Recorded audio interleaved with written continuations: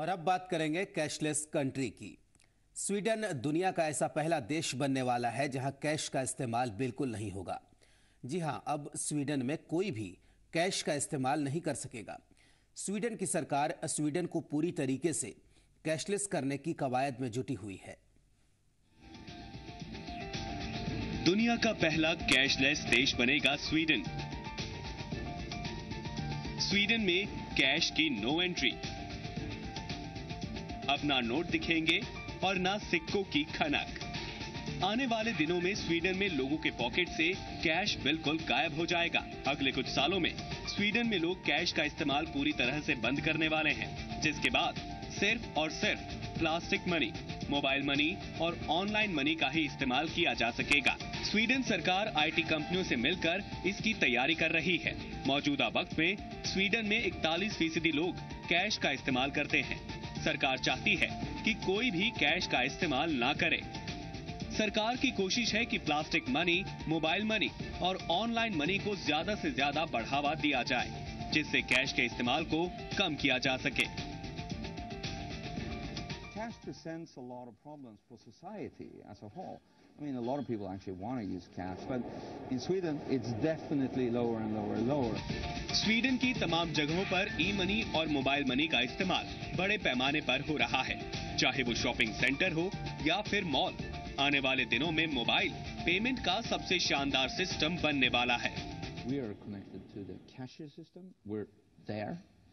But we also have the network because we're sitting on the mobile data network, so we're up in a store in a second. कई store ने तो साफ-साफ लिख दिया है कि वो कैश नहीं लेते हैं। जानकारों का मानना है कि मजबूत इच्छा शक्ति की वजह से ही ऐसा संभव हो पाया है। There's a strong IT digital entrepreneurship phase in Sweden now, where entrepreneurial companies really want to challenge the old banking industry by providing these new innovative mobile payment services. Sweden को कैशलेस देश बनाने में वहां के बैंकों ने बड़ी कोशिश की है। यहां मोबाइल पेमेंट टेक्नोलॉजी की शुरुआत 2012 में शुरू कर दी गई थी।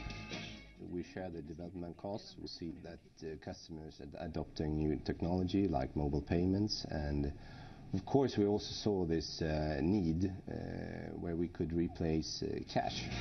स्वीडन की जीडीपी का सिर्फ 2.7% कैश इस्तेमाल होता है।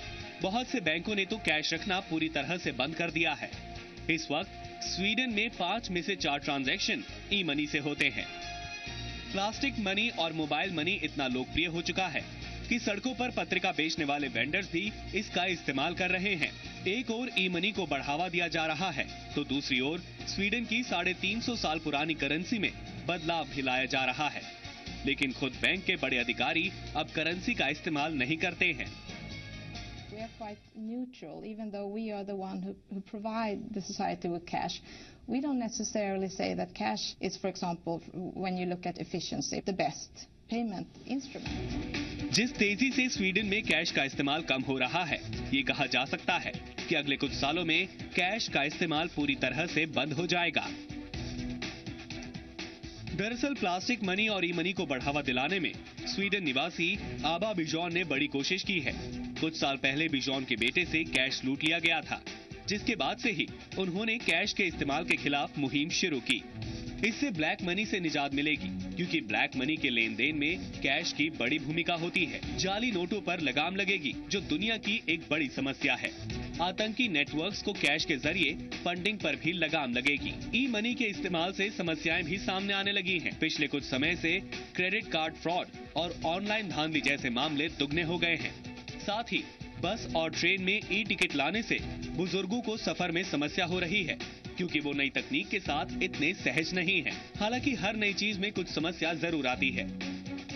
बावजूद इसके ये कहा जा सकता है कि स्वीडन बड़ी तेजी से कैशलेस कंट्री की ओर आगे बढ़ रहा है। ब्यूरो रिपोर्ट, जी मीडिया।